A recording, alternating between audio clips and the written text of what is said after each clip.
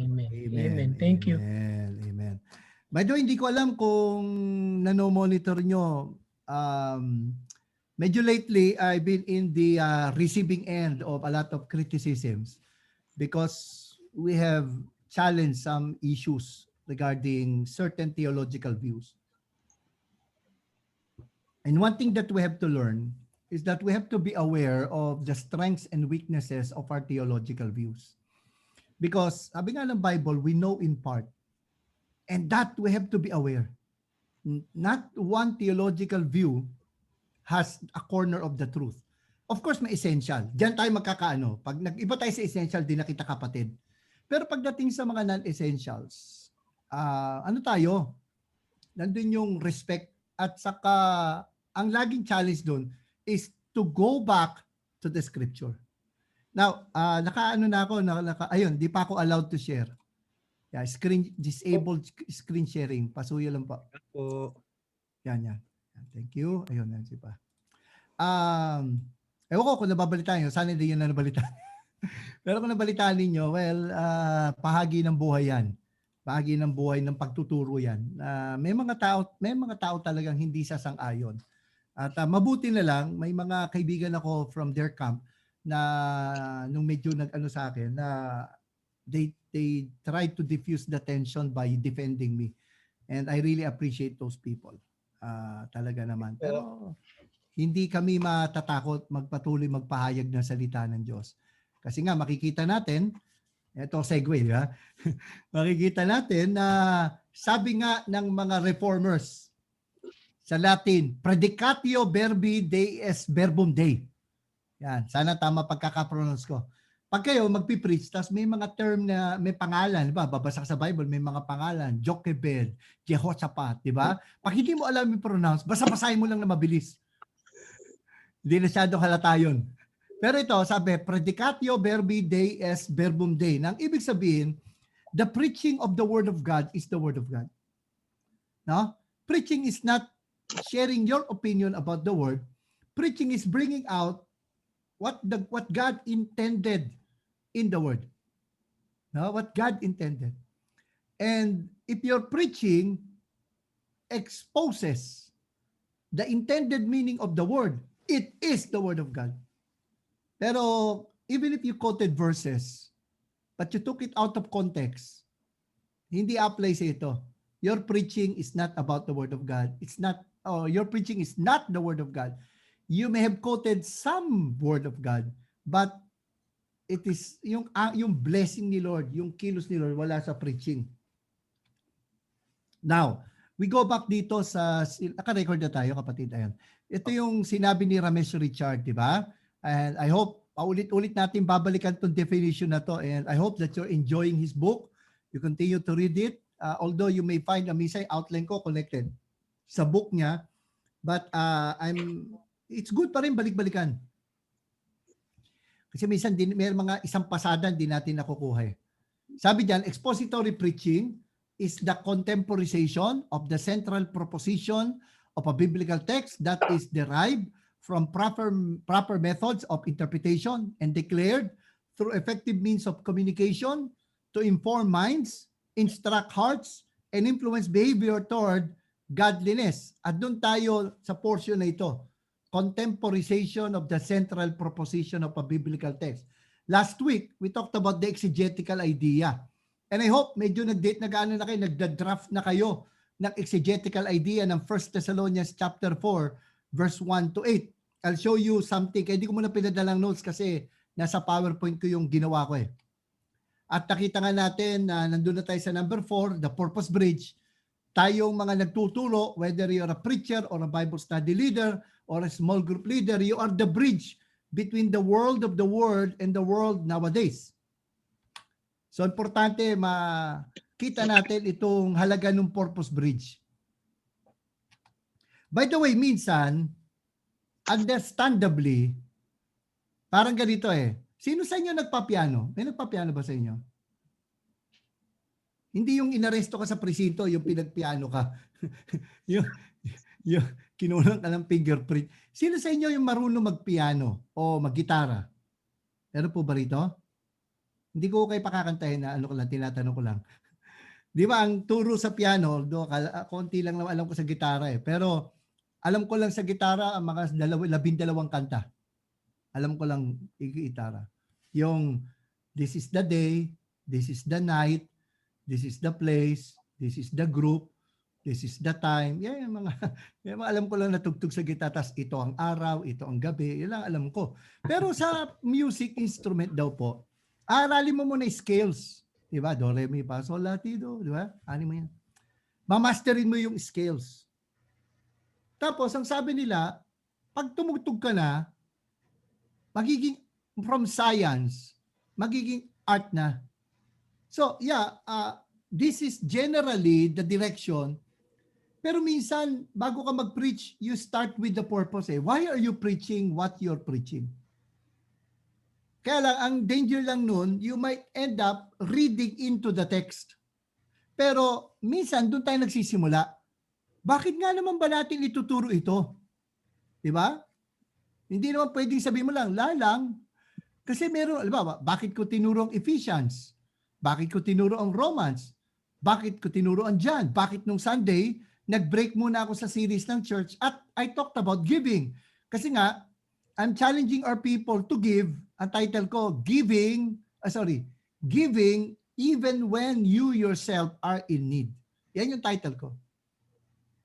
Bibigay ka kahit ikaw mismo nangangailangan. So, in-explain ko yung grace giving, 2 Corinthians 8, verse 1 to 5. Then I challenge them that a gracious heart leads to generous hands para I'm running the church para tumulong dito sa Bicol, yung aming target area. At para tulungan din isang kapatid namin na stroke. So, may purpose ako. Pero I made sure that just because I have this purpose, I'm not reading into the text. Yun kasi isang challenge dyan eh. Paano mo titiyakin na yung salita lalabas talaga? Hindi dahil sa ginamit mo yung salita to achieve your own purpose. Sabi nga ni Dr. Ramesh, the purpose bridge is critical to making expository preaching relevant to the audience. Relevance is not a bad word. No? Ang problema lang when you try to be relevant at the expense of the Bible. But we're not making the Bible relevant. We're showing the relevance of the Bible.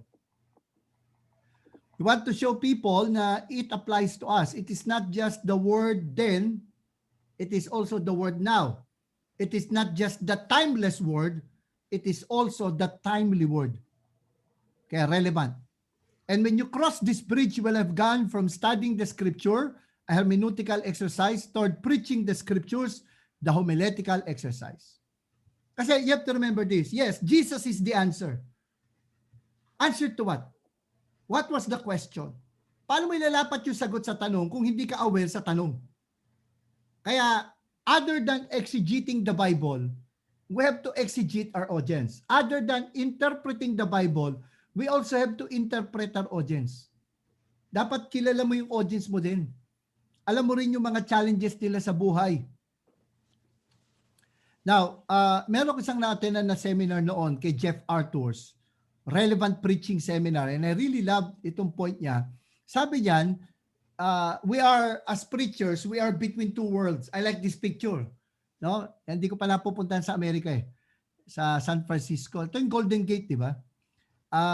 Hindi ko pa napupuntahan. Madalas sa California, alula ako sa LA eh.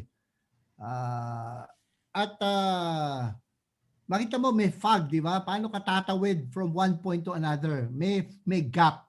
May gap that we have to identify in our preaching.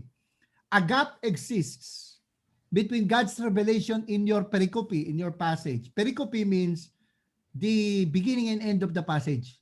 Yung one literary unit, the complete thought of the unit.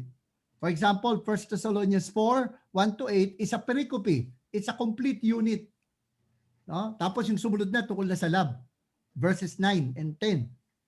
So, a gap exists between God's revelation in your pericope and your listeners. And this gap may be caused by, lack of understanding, baka may kulang silang kaalaman, or hindi nila talaga pinaniniwalaan. Hindi nila nakikitang may kinalaman sa kanila. Sino sa inyo? Tanong ko kayo. Meron ba kayong doktor na nakausap na nagsabi sa inyong okay lang manigarilyo? Meron ba? Wala naman, di ba? Tama? Wala Pag pa. mo, doktor, Dok, masama bang manigarilyo? Oo naman. Pero ito, may kilala ba kayong doktor na ninigarilyo? Meron. Di ba? Bakit? Kasi yung alam niya, hindi pa nag-translate sa belief. Hindi naman niya niyakap yung kaalaman na yun eh. Meron akong naalala tuloy na book dito.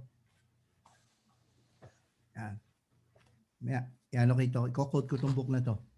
Or, a lack of obedience. It's either an issue of the head, an issue of the heart, or an issue of the hands. Lack of understanding, the head. Lack of belief, the heart. Lack of obedience, the will. And as a preacher, as a teacher, you must determine your listener's likely response to the text.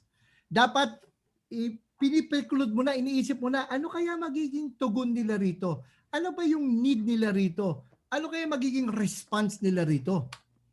So, there are 3 questions that you need to answer. Diba? Kasi nga, unang tanong, lack of understanding. Baka, what does it mean? Yung ba isasagutin ng sermon mo? Or, lack of belief. Totoo ba yan? Diba? Talaga bang mangyayari sa... Kasi, bakit yung doktor? Eto, bakit ang doktor, alam naman niyang masamang manigarilyo, pero naninigarilyo pa rin siya? O sa Pilipinas na lang, alam naman natin, nung nasa media ko, 7 years, out of 7 years, 6 years, nasa emergency room ako. Bakit? Kasi kino-cover namin yung napuputokan. Di ba? Yung mga tinamaan ng putok. Yung mga nagpapaputok ng bagong taon. Ito ang tanong. Alam naman nila, they know that using firecrackers indiscriminately could lead to losing a finger or 2, your hand, your limbs, or even your life. Bakit? Bakit sila napapaputok pa rin? Alam naman nilang masama. Anyone na would like to speculate, bakit kaya ganun ang wag niyo sasabihin lang matigas ang ulo ng Pilipino. Wag niyo sasabihin niyo bagamat totoo 'yun. Yeah. So bakit sa tingin niyo why you know the dangers? Why? Tawag tayo rito. Si Brother Eric Ortega, Tokayo, ano sa tingin mo? Bakit kaya ganun? Alam nilang masama, ginagawa pa rin nila. Sa tingin ko po, merong silang hinahanap na sense of euphoria din minsan. Minsan masaya sa ano nila, sa pakiramdam nila. Ayun naman, boom, meron sarap naman sa puso. Isa na 'yon. Pero yung nga hindi nila nakikita that euphoria is not long lasting. It's short-lived. Ano pa sa tingin nyo? Thank you, Brother Eric. Brother Ronel, may nagsasalita. Sino yun? May nagbebenta kasi, Pastor. Ay, alam mo, may nagbebenta ng droga. Di naman ako nagdodroga, brother. Brad. Pero, yeah. Kaya nga yung panawagan nun ni Senator Herrera, jail the user, jail the pusher, save the user. Di ba? Naalala niyo yung campaign nun ni Senator Edgardo Herrera nun, di ba? May nagbebenta. So, cut the source, cut the demand. Di ba? Bakit may demand? Kasi hindi naman magbebenta yan kung wala naman demand eh. Anyone? Si Brother Romel, nag-unmute na ng mic. Minsan po kasi parang yung may sense of machismo ba yun? Oo. Lakas-lakas ng loob humawak ng bawang, no? Grabe, first time ko makakita na sabog ang kamay, nahilo ko eh. May ano nga naman, no? Lalo na yung humahawak ng paputok tapos hanggang sa bibitiwan na lang doon sa point na puputok. Tuntua sila nakikipagpatintero sa danger. Pero isa pa doon, alam niyo isa pa? Kasi nasa isip nila, it will never happen to me. Di ba? Ninigarilyo ako pero I can stop anytime I want. Hindi naman ako makapanigarilyo ng sobra na hindi, yung para umabot sa cancer. Kaya ko pang i-control. It will not happen to me. Walang kami napuputukan. May mga hindi marunong humawak ng paputok yun eh. It will not happen to me. It's an issue of belief. It's an issue of it's an issue of naniniwala ka ba talagang totoo yan? Totoo yan, pero naniniwala ka ba? So, what does it mean? Is it true? At ito, so what? Or para ayusin yan, ganito eh. What? Di ba? Now what, so what? Pero yung so what is, ano ngayon? Ano ngayon kung masama yan? Gusto ko to eh. Feeling macho ko eh. Yeah? Gusto ko to eh. Ang sarap eh. May euphoria ako eh. So, kailangan sagutin mo rin yung so what. So, halimbawa, you will preach about flee from immorality. Baka hindi nila naintindihan ng immorality. Kasi, may mga tao na lumaki sa isang pamilya na hindi matibay ang standard sa holiness or kaya ang kanilang pananaw ay what works. Basta nagmamahalan kayo, okay lang yan. May kilala nga ako, nag-live-in muna bago nagpakasal. Ganon. So hindi lang nakikitang immoral. Alam niyo, akala ko given na yan eh. Pero naalala ko, I have a Bible study sa isang printing press. Ang series namin doon, yung kay Bruce Wilkinson, yung Holiness in Times of Temptation. So, tinuruan ko sila. Series yun eh. Tapos, nung in-explain ko na what immorality is, meron pala umattend doon na all along, nakalibin lang pala niya yung kasama niya. Doon lang niya, gulat talaga ako, doon lang niya nakita, mali pala yun. Kaya ginawa niya, right then and there, pag uwi niya galing sa trabaho, nag-usap sila mag-asawa, kinabukasan, inasikaso nila yung mga papeles nila, and then they got married. So, maganda rin talaga i-define mo what do you mean kasi baka mamaya, what you're saying, iba pala dating sa kanila. Katulad nung isang napansin ko, have you ever talked to a Jehovah's Witness or an Iglesia ni Cristo or someone who does not believe in the deity of Christ? So we tell them confidently, Jesus is God. And yet, you wonder how bakit ganun yung sagot nila? Alam ba, sabihin ng Iglesia, kung si Cristo ay Diyos, bakit may dinasalan siya? Parang, ha? Yung isang Jehovah's Witness na nakausap ko, sabi, pero meron nung isang tatay, di ba? Sabi ko, anong kinalaman ng tanong nyo? Yung pala, tayo, mga evangelicals, pag nag-usap tayo, Jesus is God, we know what we're talking about. Pero ito pala mga kulto na to, dahil paulit-ulit that it was drilled upon them that Jesus, that the Father is God. So when we say Jesus is God, akala nila, what we said was, Jesus is the Father. Kaya kailangan you define your terms. No? Huwag mo i-assume na gets ng tao kagad. So sabi namin na ako inuulit-ulit ko yun. Jesus is God. He is equal with God. Yun na, para malinaw na He is distinct from the person but He is equal in the nature. So mahalaga rin yung tanong na yan. What does sexual immorality mean? What does it mean? Is it true? Then, yung nga, kasi nasa isip ng tao ito eh. It isn't so bad, is it? So what's the big deal? Malaga naman, nagmamahalan sila eh. Second, baka naman hindi niya naintindihan salitang flee. Paano niya gagawin yun? How can I obey the command to flee immorality? Paano yun? Diyan naman papasok, kaya alam nyo sa seminary, Bible school, kailangan may subject talaga ng Christian ethics. Christian ethics. Kasi halimbawa, may nagli-live-in. Halimbawa, pareho naman silang walang previous marriage. So, anong gagawin nila? Maghiwalay ba muna sila? Until makasal sila? So, issue na ng ethics yun. Halimbawa, na-encounter ko to. Pareho na silang may edad. Ibabaptize sila sa church. Nagkaano sila na magpabaptize. Nalaman ko na yung lalaki may previous marriage. At yung kanyang dating asawa, may pamilya na rin. So, ano gagawin natin?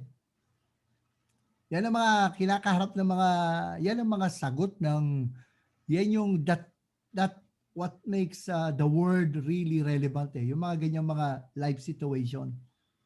Anong gagawin mo? Paghiwalayin mo, balik ka sa asawa mo, may pamilya na rin yun Paano yun? Maraming talakayan dyan. Which I think, minsan yun ang tanong sa isip ng mga tao Kaya nga pag nagpe-prepare ka rin na sermon, ipoproject mo na Mag-iisipin mo na, ano kaya magiging tanong sa isip ng mga tao? Yung lagi ko sinasabi, yung sinabi ni Don Sunukian sa book na Invitation to Biblical Preaching, lagi mong itatanong, how does it look like in the life of your listeners? Imagine how it looks like. Paano nila gagawin sa buhay nila? You're not speaking from an ivory tower. You're speaking to real flesh and blood. Mga sayad sa lupa yan. Kailangan alam mo papaano dadalhin sa level na yon. How does it look like in their lives? So, yung tanong na, how can I obey the command to flee?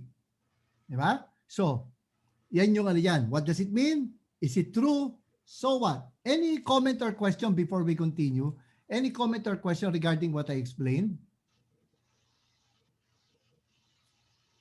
Okay? Tuloy tayo.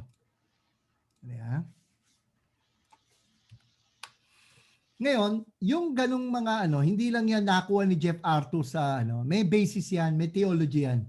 Sabi nga these three functional questions reflect Luther's component of fides viva or living faith. Kasi ang faith, notitia, fiducia, assensus Notitia, what does sinasagot yun? Yung knowledge. What does it mean? Faith is built on knowledge. Sabi nga, your faith is valid only as far as the object of your faith. So, mahalaga yung knowledge ay built, ang faith built on knowledge. Pangalawa, assensus. Is it true? Okay ba yun nagkano yung agreement mo? Oo nga, I agree, it is true. Assensus or, ang tawag dyan, assent. Yan yung dyan. Now,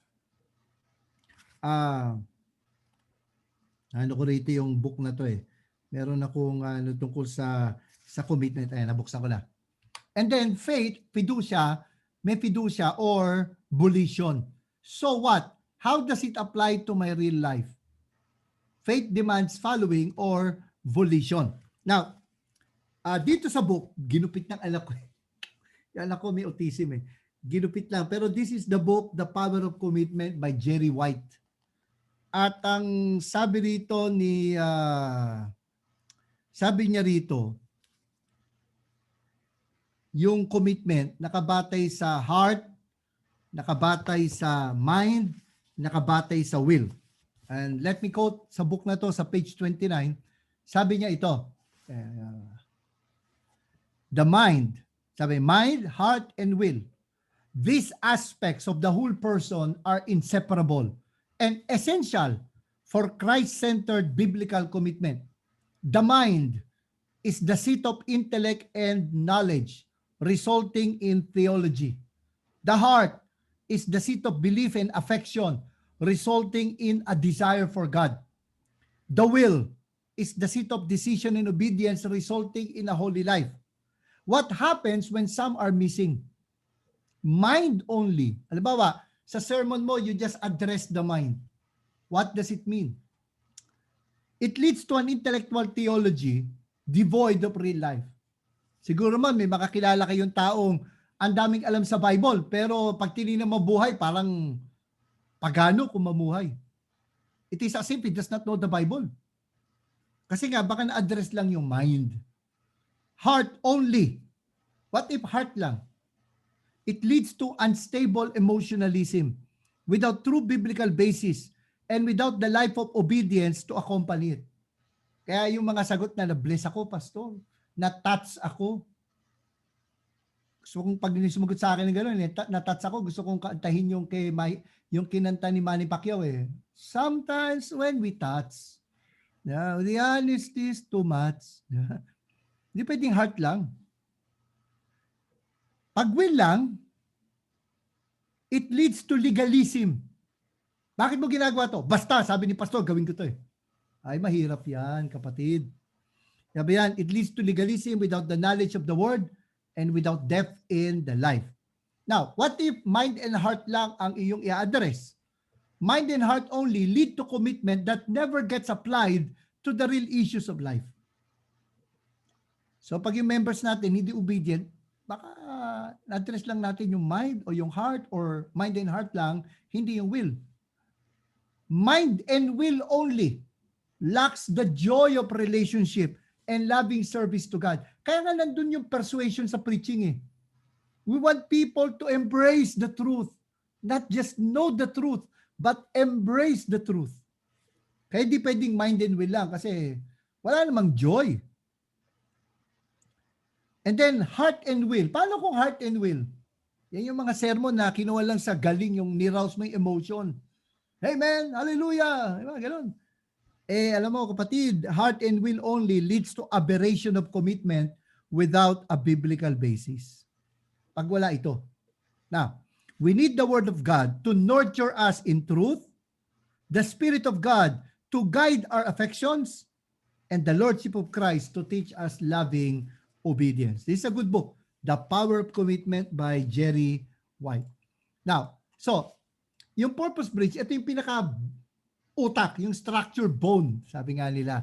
Yung pag-aaral mo sa Bible, yun yung flesh. So, the purpose bridge is the brain sa process na to. And basically, ang sinasagot mo sa point na to, bakit ko ba ito pipreach? Ano ba yung gusto kong i-address? Of course, gusto mong i-address yung mind, heart, and will, pero saan ka magsisimula? Yun naman ang isang tatanda natin. While it is good na ibabalance mo lahat yan address mo, meron kang beginning point eh. May beginning point ka eh. So, sabi nga, ay tatanong mo ito, on the basis of the central proposition of this text, what does God want my people to hear, to understand, and obey from this sermon? Kasi example, sabi nga dito, why study the book of Numbers? 36 chapters of self-centered people who whined every time they didn't get their way. Give us something relevant. As if hindi relevant ito. Hindi relevant sa book of Numbers. So, kapag alam mo yung purpose ng sermon mo, yung introduction mo, yun ang magsishape ng introduction mo. It focuses the introduction of sermon on the need that one has to raise in the sermon. So, halimbawa, yung ginawa kong sermon ng Sunday, bakit ko ba ipipreach yun? May series na ako eh. Naligtas kami. Dinisita ko yung mga membro. Salamat naman sa Diyos. Hindi naman sa salamat isa lang. Sana hindi naman siya nalubog. Pero masasabi mo na most of the members hindi na apektuhan ng bagyo. Na brownout lang, nawala ng internet, nawala ng tubig, pero hindi katulad ng iba na ang putik ankle deep. May iba, hindi pa nga ankle deep. Mas malalim pa.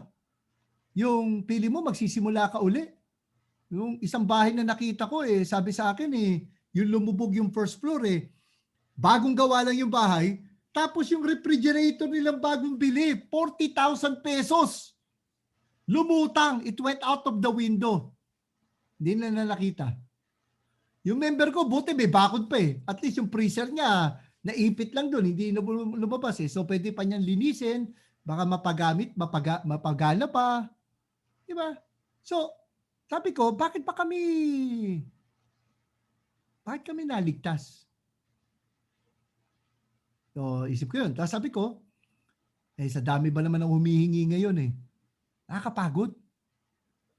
Kaya sabi ko, maganda siguro introduction ko, donor fatigue. Kasi sa bagyong ito, ang daming humingi ng tulong, hindi mo alam kung saan ka magsisimula. Pangalawa, ikaw mismo nangangailangan eh. So, sabi ko, how do we avoid donor fatigue? In-explain ko what is donor fatigue. Then sabi ko, how do we avoid donor fatigue? And then sabi ko, how do we give even when we ourselves are in need? Then open your Bibles in 2 Corinthians chapter 8, verse 1 to 5. So, kapag alam mo yung purpose ng sermon mo,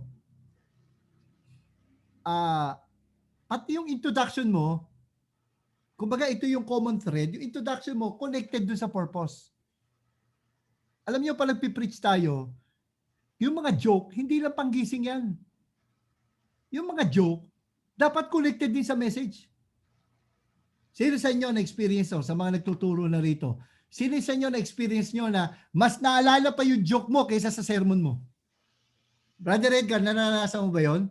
Yung naalala ng tao yung joke mo? Tuntua sila sa joke mo, pero yung message mo, hindi nila maalala. Ano po yan?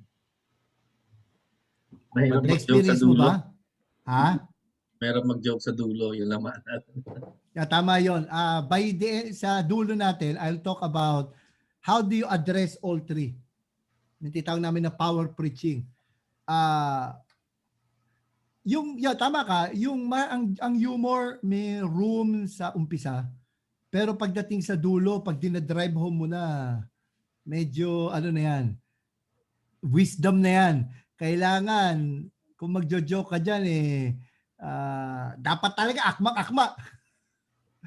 Pero still, kahit na ang joke ay pang-umpisa lang, ito, sinabi ko dyan, nagreklamo sa akin, Pastor, mas naalala pa yung joke ko kaysa doon sa kaysa doon sa sermon. Ako, nagpapatawa rin naman ako sa congregation. So, sabi ko, paano kaya yun? Ito, na-realize ko. Dapat yung joke connected sa point. Katulad yung kanina, yung Sister Sandy, we're talking about the 1, 2, 3 guy. Connected yun sa sermon ko on conflict eh. Yun ang umpisa nun eh. That it's not 1, 2, 3. Learn to handle conflicts. So, explain ko na ano yung mga ways to handle conflict, ano yung mga titawag natin na rules of engagement sa conflict. So, kapag alam mo yung purpose mo sa preaching, introduction mo isi-shape nun. Hindi ka pupulot ng kahit anong introduction lang. Hindi mo sasabihin, magpapatawa muna ako para magising kayo. Mukhang inaantok kayo eh. Knock, knock. Di ba? Hindi ganoon sa preaching. Kasi nga, yung mga tao sino sa inyo, nung nag-aaral kayo ng chemistry, algebra, physics, tanong nyo sa sarili ninyo, gagamit ko ba to? Natanong nyo ba yun? Sino sa inyo nag-aaral ng college kayo, algebra, tapos, tinanong nyo talaga magagamit ko ba to? Sino sa inyo naging tanong nyo yan? Tapos, later on, na-realize oo nga, magagamit ko. Can you cite an example? Subukan natin magtawag. Pag wala nag-volunteer. Yan. Brother Scott, have you ever experienced this? You were asking, how is it relevant to my life? Hindi po ako nag-algebra sa college eh. Ganun ba? Buti naman. Ngayon, high school eh. Sa Pilipinas, high school na eh. Hindi ko na kaya yung math nila. Pero actually, tinatanong ko yan eh. Example, anong kinalaman ng osmosis? Ano ngayon kung naintindihan ko osmosis? Ano naman yun? Biology? Later on, na-realize ko, may kinalaman pala sa buhay yun. Number one, magwa ka atsara, pickled vegetables. Di ba? Osmosis yun eh. Pinakita lang ng teacher ko, tumitigas yung potato slice pag binabad mo sa saline solution eh. Halablo ko, okay, fine. I'll just remember not to put potatoes pala, not to put potatoes in saline solution. Yun ang naisip ko. Hindi ko naisip na may kinalaman pala sa buhay ko yun. Di ba? So, dito natin makikita, yan ang nasa isip ng tao sa sermon natin. Kaya lagi kong tanong yung so what eh. Minsan sa preaching, inuuna ko muna sagutin yung why. Bago ko ibigay yung what and then yung now what. Kasi paano mo sila i-hook? Paano mo ipapakita sa kanila na this has something to do with you? Hindi lang natin dadaanan yung verse na to kasi yan yung verse eh. Kundi makita nila may kinalaman to sa'yo. And you will miss out kapag hindi mo ito inaral. Yun ang kaganda ng purpose bridge. And then, it will determine what you should include or exclude in the body of the sermon. Kasi, the purpose ko nga to encourage our members to give. Lalo na sa pandemya na to. So, anong mga example na ibibigay ko? Naalala ko, kasi ang point naman ng passage ko, grace eh. 2 Corinthians 8, 1-5, grace eh. It was the grace of God that moved them to give. So, I have to explain the grace of God. It is unmerited favor, goodness, and kindness of God to us. And then, I think nasabi ko rin sa sermon ko na hindi naman dahil kaya tayo na-spare, mas malapit tayo sa Diyos kaysa doon sa mga nalubog. Kasi may mga churches din naman nalubog Hindi ibig sabihin na we are better than them. It is only by God's grace that we were spared. And God has a purpose for that for us. So, yung mga sample ko nandito na hindi ko na sinama yung ibang example ko sa giving kasi hindi naman tithing yung topic ko eh. Ang topic ko, helping those who are in need. So, hindi ko na nilalagay dyan yung mga sa sermon ko yung tungkol sa giving. No? Ewan ko kung narinig na ninyo yung sermon na bakit may 3 pastor, pare-pareho lang ng laki yung church, pare-pareho lang ng status yung members, pero yung isang pastor nakabili ng bisikleta, yung isa nakabili ng motor, yung isa nakabili ng kotse. Alam niyo ba kung paano nagkaganon? Pare-pareho lang yung laki ng church pare-pareho lang ng kakayanan magbigay pero bakit yung isang pastor bisikleta, isang motorsiklo, yung isa kotse? Alam niyo kung bakit? May nag-espiya, tiningnan niya. Yung pastor na nakabili ng bisikleta kasi sila pala naghahati ng offering. Sabi ng pastor, gumuhit sa lupa. Hawak niya yung offering. Lord, ibabato ko yung offering sa hangin. I'll throw it in the air. Whatever falls to the right is yours. Whatever falls to the left is mine. Okay, Brother Edgar, no? Yeah? Tapos ang bato niya papunta sa kaliwa. Dahil siya naman, nag-drawing ng pabilog. He drew a circle on the ground and then he prayed to the Lord, Lord, I'll throw the money up in the air. Whatever falls and remains inside the circle is yours. Whatever falls outside the circle is mine. Kaya nakabili si pastor ng motor. Yung nakabili ng kotse, sabi niya, Lord, I will throw the offering in the air. Whatever you catch is yours. And whatever falls on the ground is mine. Nakabili siyang kotse. Pero, hindi ko mabagitin yung kwento na yun sa sermon na to. Kasi, ang topic ko, hindi about giving. Giving per se, tithing, offering. Hindi na topic ko. Ang topic ko, tutulong tayo sa nangangailangan. So, yung illustration, I have to show, hindi to yung guilt feeling ba na nag-survive ka. Kasi minsan, tendency nga naman natin, pag nakasurvive tayo, tapos na eh. Bless tayo, ay salamat. At least hindi nangyari sa akin, nangyari sa kanila. That is selfish. Tayo binigyan tayo ng pagkakataon ng Lord na tayo tutulong, hindi tayo tutulungan. So, yun yung naging sinama ko sa illustration ko. Pati yung paliwanag, lahat yun papasok dito sa Hindi ko na, kasi 2 Corinthians 8, mabubuhay yung discussion ng pag hindi ka nag-iingat. Baka mapunta yung sermon mo na, dapat ba mag-tithes o hindi? Pero hindi nga yun ang topic ko eh. Hindi yun ang purpose ng sermon ko eh. At yung pati yung application point. Sabi ko, tulong tayo. Now, anong guidelines natin? Number 1, sabi sa Proverbs 3:27, do not withhold good to those who deserve it when it is in your power to do so. Sabi ko, dalawa lang yan. So, tandaan nyo to, it's within your, magbigay ka ng within your powers to do so, at saka tutulong ka lang sa nangangailangan. Kaya nag-warn din ako sa mga members ko, may mga sinabihin din ako, mag-ingat sa bibigyan nyo. Sigurado ba kayo nangangailangan yan? So yun talaga nangangailangan, at saka kung kakayanan mo. Pero sabi ko ito, nakakalunod, di ba? Ang daming may nilang tulong. So anong gagawin mo? Do for one what you wish you could do for everyone.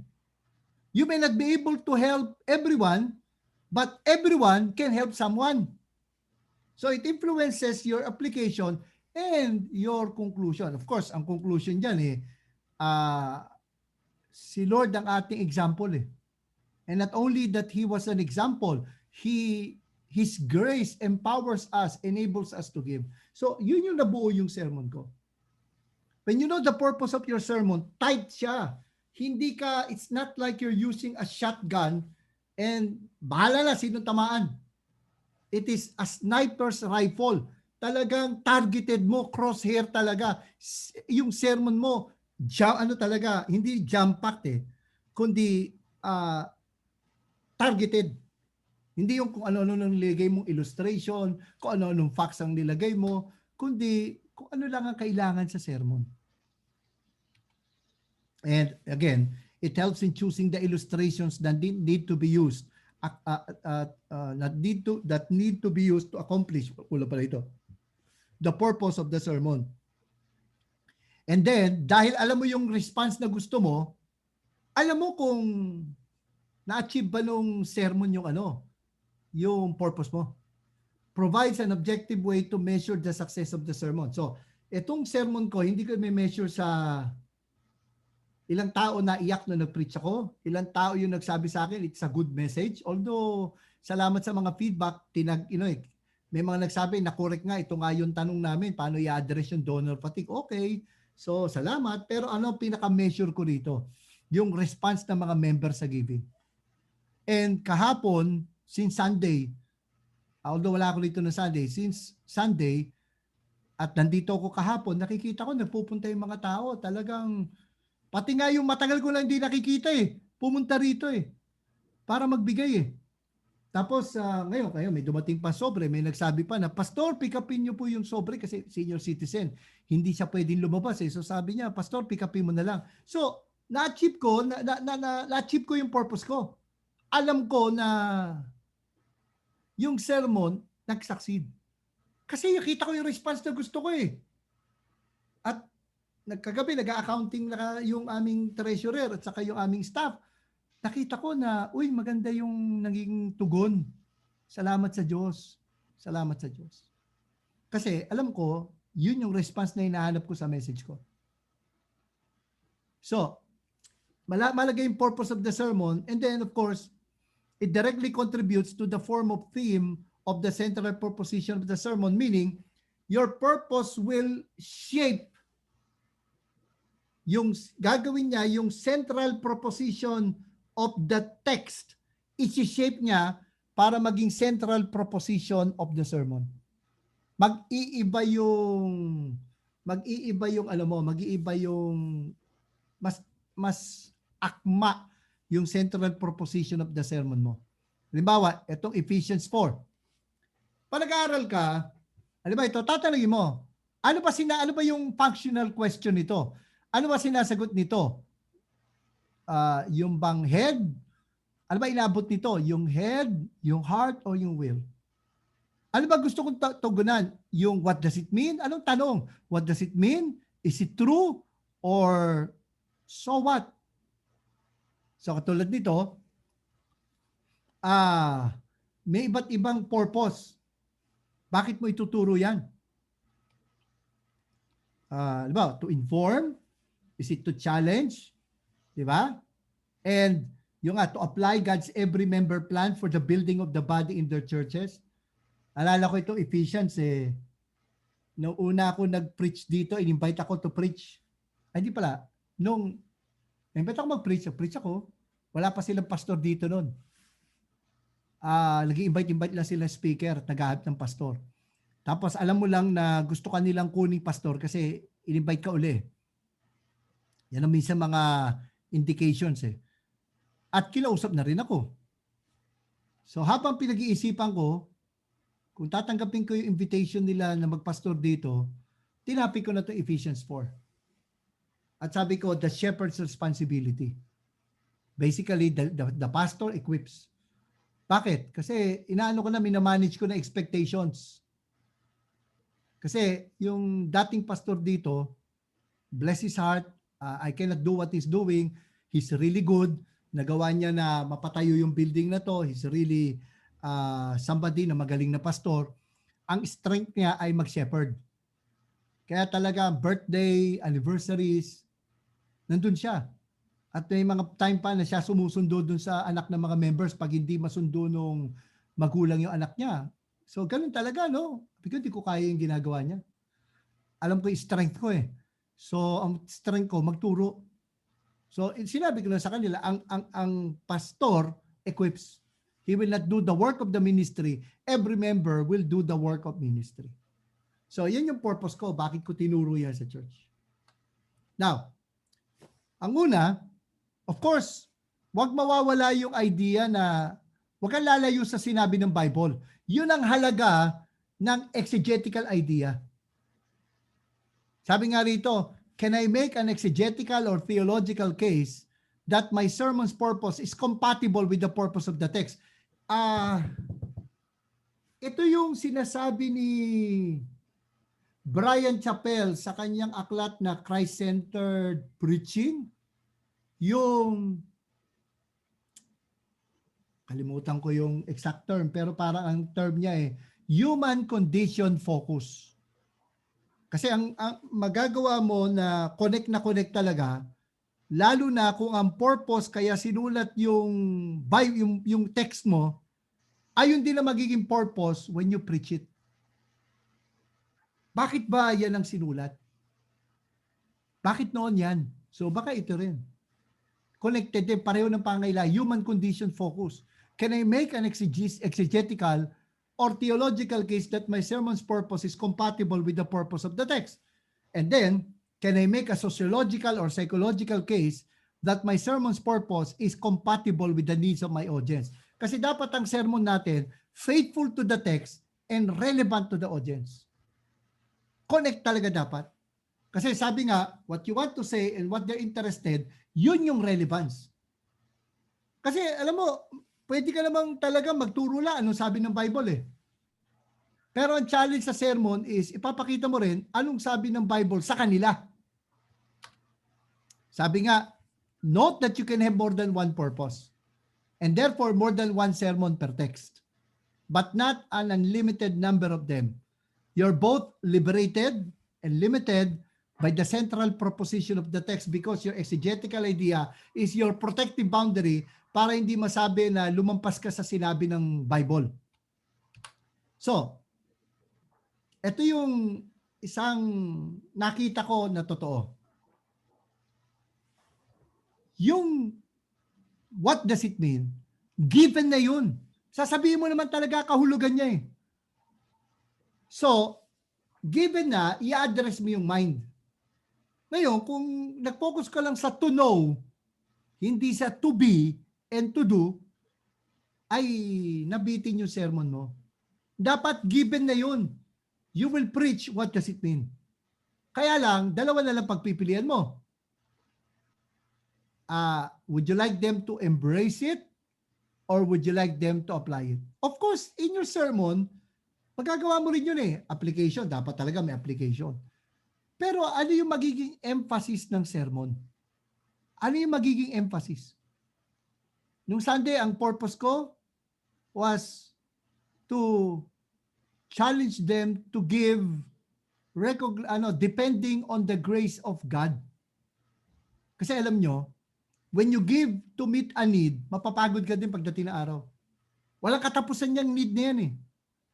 But when you give out of grace, no matter what you feel, you will be committed to give. So, either you focus, assume na natin na what does it mean? Saan ka magsisimula ngayon? Are you going for the heart or are you going for the will? It is expected na you will go for the mind. And yung take your church audience and church needs into account. Ito, no? Kahit na sabihin yung YouTube has expanded our reach, the online ministry has expanded your reach, and now you're preaching even beyond your walls. You have to remember, you have an audience, specific audience address, which is the church. Yun pa rin isipin mo. Ano pa ang ano sa church namin? So example, ito yung last time. The reason why we must make use of our divine resources for spiritual warfare is to resist the schemes and the system of our enemy. Yan naman yung Ephesians 6:10-12. So, ano ang purpose mo? To inform people about the devil's work and ways? Okay, pwede rin. Kaya lang, again, sabi ko nga, given na yung what do you mean? Or what does it mean? Or is it to motivate people to put on the armor of the Lord's strength in their struggle against the devil? Ipakita sa kanila na you cannot handle it on your own. You really need to depend on the Lord. Di ba? Yan yung pwede mong isipin. Paano kaya ito? Bakit kailangan nila mag-depend kay Lord? Yan ang pwedeng purpose mo. Now, sabi nga ni why a behaviorally oriented purpose rather than content-oriented one? Kasi nga, pag in-address mo na yung is it true, syempre you have to tell them what is true.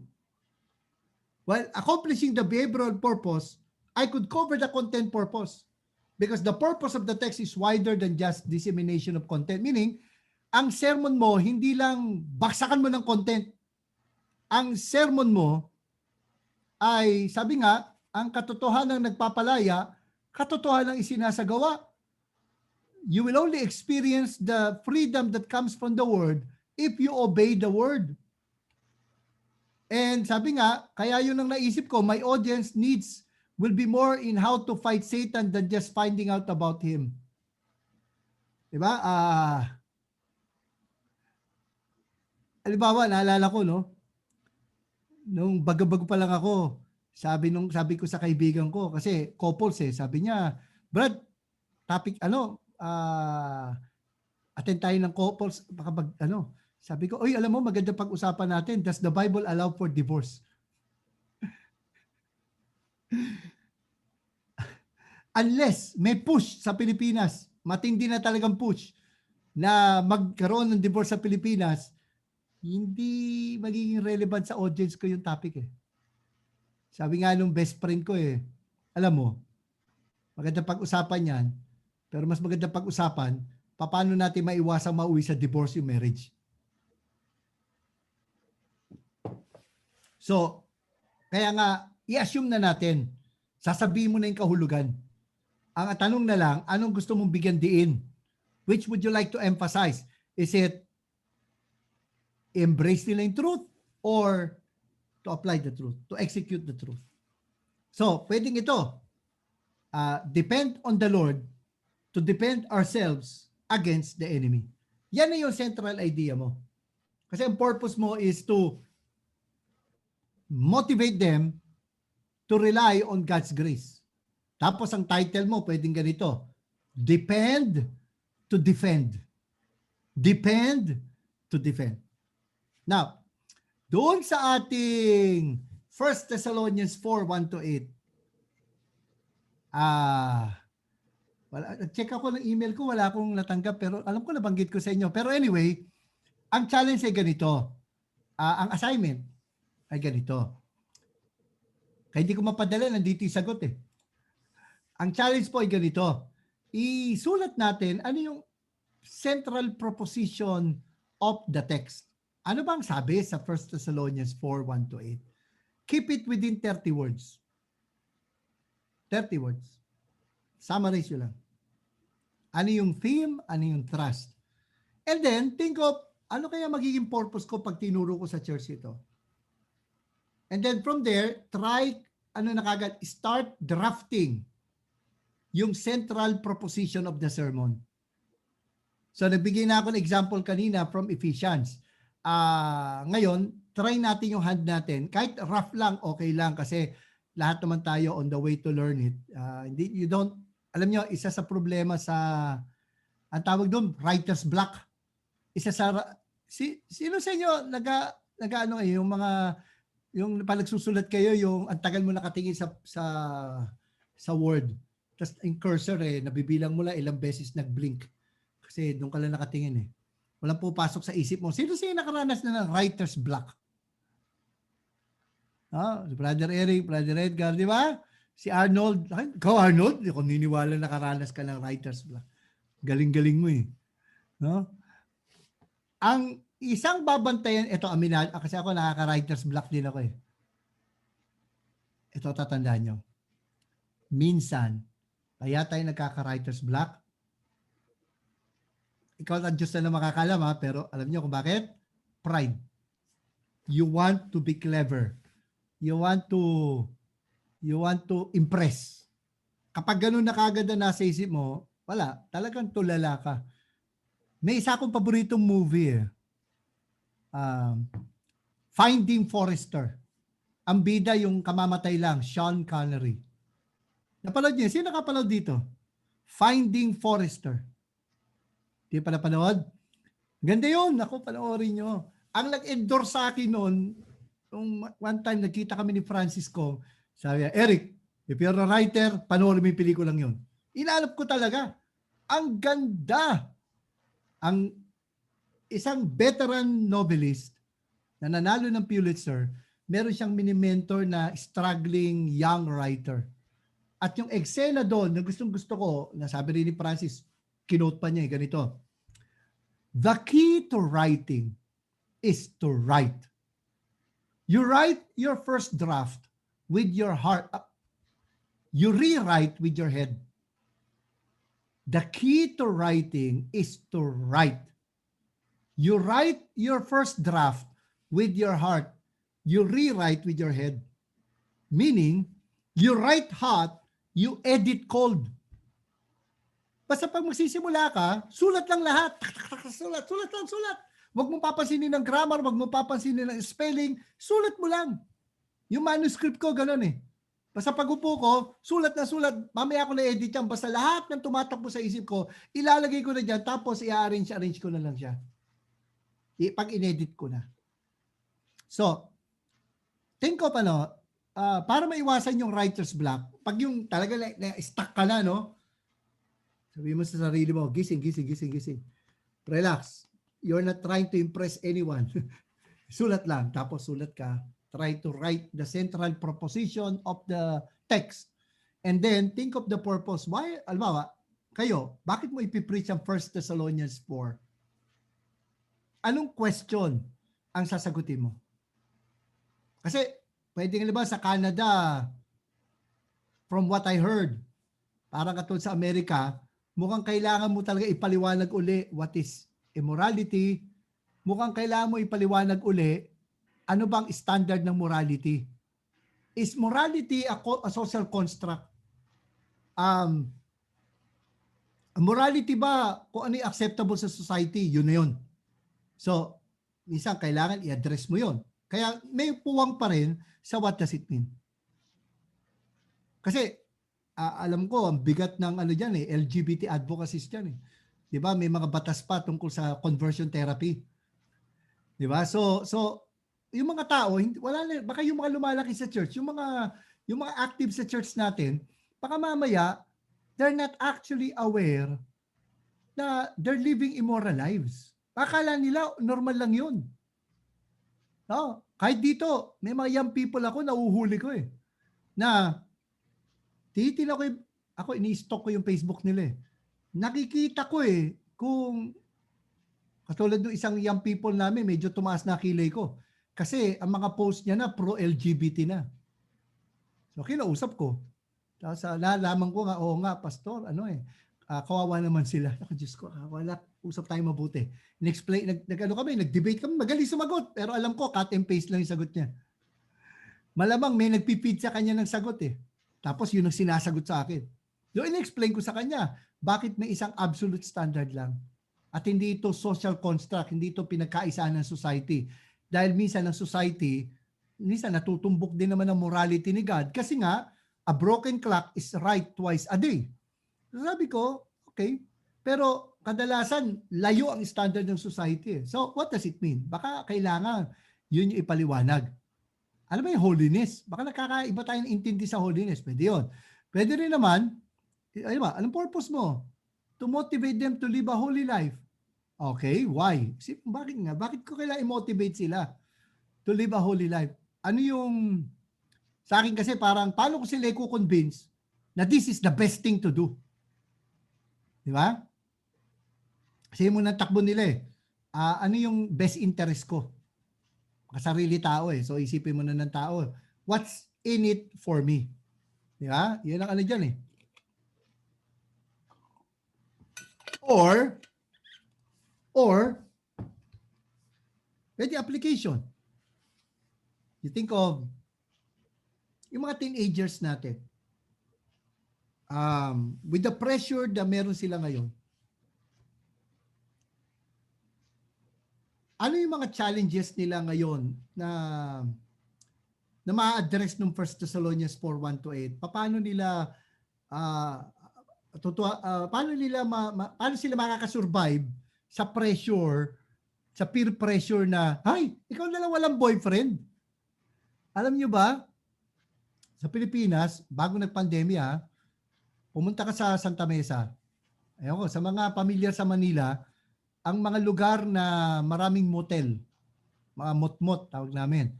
Santa Mesa, Monumento, Pasay. Pasig. Yung apat na yan. At alam nyo ba sa Pilipinas, hindi ko alam dyan sa inyo sa Canada, sa Pilipinas, kapag Valentine's Day, puno yung mga motel. Puno. Hindi naman puro may asawa naman siguro pupasok dyan. Saka matindi. Traffic sa mga lugar na yan. And somehow, although of course nandun yung issue ng incest, yung mga 12, 10 years old na nabubuntis sa Pilipinas, pero hindi lahat yun dahil sa rape eh. May mga maaga talaga nabubuntis. Pag tinignan mo sa Facebook, may isang single parent. Again, I remember my wife was a single parent when I married her. So I'm not looking down on her. My heart goes out for her doon sa mga nababasa ko. Pero yung single parent, she's even campaigning for it na okay lang. Which saddens me. Ganito na takbo ng isip ng mga young people. So, yan yung mga pwedeng i-address ng sermon. Yung purpose is, ito yung time na hahawakan mo yung pulso ng tinuturuan mo eh. And somehow, nalalaman mo na kung may problema eh. More or less, nakikita mo na ano yung tutumbukin ng sermon. What are you going to target with your sermon? Kaya mahalaga yung, why am I preaching this? Kasi kung para, in their back, someday maalala nila, that's too far. Always have a short-term, mid-term, and long-term goal for your sermon. Para talagang yung sermon mo, every time you preach it, people will have a sense of God spoke to me in that service. Laging ganun. And so, yun yung tingnan nyo So, ang assignment natin, ito, write an exegetical idea of 1 Thessalonians 4:1-8. Just summarize it. And then, if you're going to preach it, or teach it, ano yung sa tingin mong reason why you're going to teach this passage in your group, in your Bible study, in your church? And then think of a draft of of course, I will explain it more next week, but think of the draft of your sermon. Ano yung kung matapos nila makinig sa'yo, they have remembered one lesson sa sermon mo, ano yun? Yun yung central proposition of the sermon mo Ako nung Sunday, yun ang aking a gracious heart leads to generous hands. May nag-quote pa nga sa akin na member yan, di ba Pastor? A gracious heart leads to generous hands. So nakakatuwa, di ba? Nakikita ko na yun yung kanilang response. Again, tinitingnan ko ngayon response ng members. Kasi alam ko rin naman minomoderate ko rin naman yung expectation ko, minamanage ko rin naman Pare-pareho kami epektado ng bagyo So, sabi ko rin, grace is not about how much is in your pocket, it is how much is in your heart. Yun yung sisay ko. So, ano yung nasa puso natin? Ibigay na. Alam mo, isa pa, natuwa ako, may member ako, nagbebenta ng damit sa online. Maganda kasi, galing pang mag-model. So, binibenta online. Ito maganda to, prime quality, papakita pa niya, tapos minsan suot pa niya, ganyan. Alam mo, 2 beses na nag-live selling for a cause. Lahat ng proceeds, binigay, dinonate. Naka 18 sacks of price na siya. Ngayong araw na to, may bago na naman live selling. Sabi ko, pambira. Happy ako doon sa response. Happy ako doon sa response. So nakita ko na by God's grace and glory to God, na-achieve yung purpose ng sermon. Merong naman nag-message, Pastor, patawarin mo ako. Bakit? Hindi ako makapagbibigay. Kasi yung kapatid ko sa Bicol, tumawag, kailangan daw ng tulong. Sabi ko, yun naman ang purpose natin. Di pa talaga tulong. Family first. Di happy ako na itong mga tao nag-respond kasi yun ang target ng message. Kasi palinaw yung purpose. Hindi ka katulad ni Charlie Brown. Kaya si Snoopy, Charlie Brown, nakita ni Lucy, puro bullseye ka. Ganito pala ginagawa ni Charlie Brown. Titira muna ng pana, tapos pag tama ng pana, sa kanya guguhitan na target. Eh di bullseye nga palagi. Hindi ganon. If you aim at nothing, you hit nothing. And so sa purpose mo, ito yung aim ko. Kaya alam mo kung, of course, God will work beyond what you ask or imagine, but at least you know what you're asking for dun sa sermon.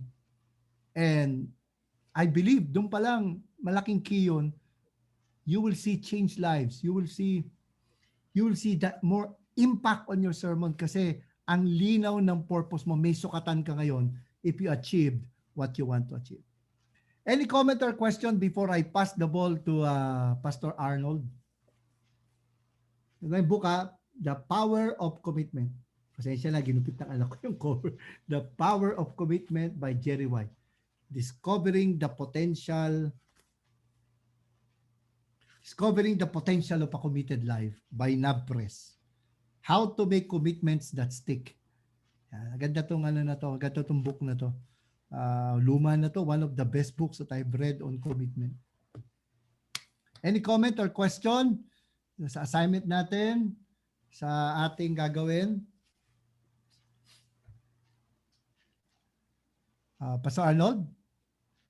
Pastor. Any comment? Pastor, kailan ho ang ilang assignment na ho yun? So, meron tayo yung summary, di ba? Summary, Purpose Bridge. And then ano ho yung susunod, Pastor? Yung basically isang assignment lang ito eh. What's your exegetical idea, the purpose of para ma-shape na yung central proposition of the sermon. Although next week i-discuss pa rin. 1 Thessalonians 4. Exercises lang to kasi kailangan nating kasi ma-apply itong natututunan natin.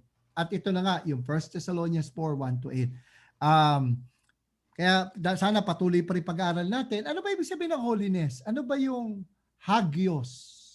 Ano ba yung hagiasmos? Ano ba yung sanctification? If you could do some word study, why not? Di ba? Bakit, Pastor? Kita ko yung Expositor's Bible Commentary mo. Pamimigay mo ba yan? Wala. Pastor, Ayun,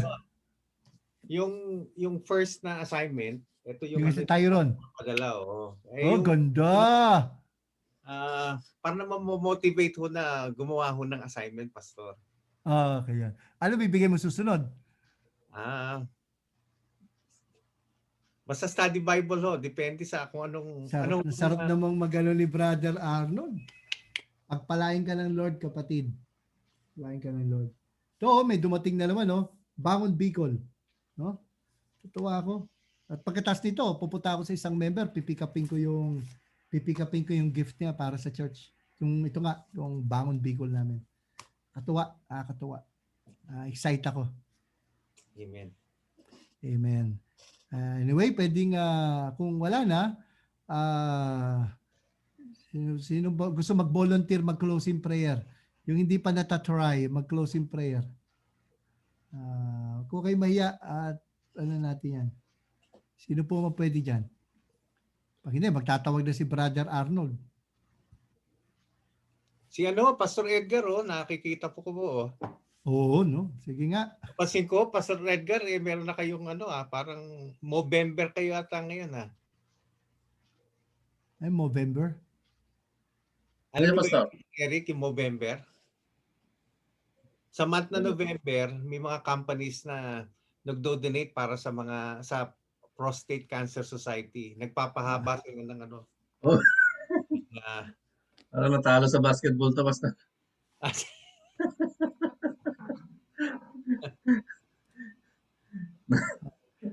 Doon sa nagbigay ng direction sa assignment, ganito, yung review na to, review na lang kasi in-explain ko na yung nandun sa ano, kasi baka hindi ko matutukan mamaya dahil pagkatapos nito, it will be a busy week. I will be checking papers of my students, ano, baka hindi ko na maasikaso. Pag-pray ninyo na overwhelm ako. Minsan, ayoko nang buksan yung email ko kasi may email ako specific for IGSL. Ayoko nang buksan. Kasi alam ko, sumulat na yung mga estudyante ko last week pa, hindi ko mabuksan kasi ang dahil ko na iniisip. Saka yung sa YouTube channel namin sa ano, minsan ayoko nang buksan yung mga comments ano kasi minsan na-stress din ako eh. Email address. Sige, sandali ha. Ang pinapagamit ko sa inyo yung isa ito. Pastor Eric, pastor.ey.cortez@gmail.com yan. Pastor, buo po yun, .ey.cortez@gmail.com. That's the email na gamitin po natin. At pag-pray nyo kasi napi-freeze mode ako eh. Yung minsan ayokong kumilos kasi kasi I have to give room to my heart. Kasi medyo stressful talaga itong nakita naming distraction. Stressful. Parang ano man tulong mo, you feel like it's a drop in the bucket. So, it's challenging. Pero, again, sabi ko, magbilang ka na, 1 week, next week, abangan mo na, may puputok na mga case yan. Kasi nagsiksikan sa mga, sa mga evacuation center, magpapasko, ayan na, stress na yan. Challenging. Tayo mga pastor, guard your heart na totoo pala kahit pastor may PTSD. May nagtanong na sa akin, Pastor, hindi ka ba naapektuhan ng mga needs na nakikita mo? Sabi ko, may time na apektuhan ako. No? Kaya minsan doon, yung pastor, pagdating sa bahay, mainit ang ulo eh. Kasi mga problema ng members sa isip mo, pagdating mo sa bahay, di mo naman pwede kwento sa asawa mo eh. Kasi mga confidential yun sa counseling eh. So, hindi mo masabi. Kaya, yung stress ka, lately, ako minsan, ang tulog ko lang lately, maiksi lang eh. Nagigising ako, madaling araw, hindi na ako nakakatulog eh. So yung tayo, we have to learn na yung mga naglilingkod, we have to learn to pace ourselves. Kaya ginawa ko talaga nung Sunday, sabi ko sa Facebook, I force myself to rest. Talaga, tulog lang ako, nood lang ako ng TV, wala akong ibang inisip. Although siyempre, nakabukas ang phone ko pag may naghihingi ng counseling, pero I have to really make sure na kasi guard your heart. Sabi sa Proverbs, for it is the wellspring of life. Kaya kita mo, sana mga pastor nyo, mukha pang mga bata. Wala stress na eh. Tignan mo si Pastor Arnold, batang-bata, bago camera pa. So sino pastor magka-closing? si Pastor Edgar po. Salamat Pastor Edgar. Okay Sige po. po, let's close in prayer. Pray po tayo. Panginoon, maraming salamat o God sa araw na to na kami po ay dinala mo upang mag-aral ng iyong salita. Salamat o God sa buhay ni Pastor Eric o God sa kanyang busy schedule, sa mga nangyayari sa Pilipinas, sa lahat ng mga problema o God na dinadaanan niya araw-araw o God, hindi lang sa church, kundi sa nature and every area o God ng buhay sa Pilipinas ngayon, Panginoon. It's so stressful. Even o God, we're so busy, Father God, in doing your ministry and we have no time o God even to guard our hearts at some point, oh God. I pray Yes, that Lord. you will be the one who will bless him, that you will be the one who will guard his heart, oh God, that you will be the one, oh God, who will protect him. And God, I pray that you will give him the strength, oh God, Lord, and the heart that is overflowing, oh God, to minister to your people. Lord, even though siya mismo ay may pangangailangan, Panginoon, but Lord, I pray that ikaw, Panginoon, ang maggabay po sa kanya, sa bawat isa po sa amin, Panginoon. Lord, dito sa Canada, Lord, the situation is not going well, Father God, in terms of COVID, but I pray, Father God, that your power, Father God, will be among us, oh God, that direct Yes, us, Lord. Father in heaven, into your will, Panginoon. Yes, Sa Lord. maraming responsibility sa mga buhay po namin, Panginoon, ay makita po namin ang iyong kabutihan sa lahat ng mga nangyayari ngayon. Lord, na makita po namin ang mga oras, Father God, to be able to come and worship you and glorify you in everything, O God. Lord, I pray, Father God, sa lahat po ng natutunan namin ngayon, ay ma-apply po talaga namin ito, Panginoon, Yes, sa Lord. aming mga Bible study, sa pagpipreach, O God, sa lahat ng bagay in terms of reading your word and declaring it to your people, Father God, that your purpose, Father God, will be accomplished sa mga buhay ng mga tao, Panginoon. At ganun din po Amen. sa bawat isa po sa amin, Panginoon. Salamat, O God, sa araw na to at sa mga araw, Panginoon, na ibibigay mo sa amin kami po mag-aral ng iyong salita. Give us this Yes, Lord. hunger and thirst in knowing more about you, Father God. Lord, we thank you for this time. Binigay mo po sa amin, sa mga pastor po namin. Amen. Picture tayo, picture bago makalimutan. Ayan.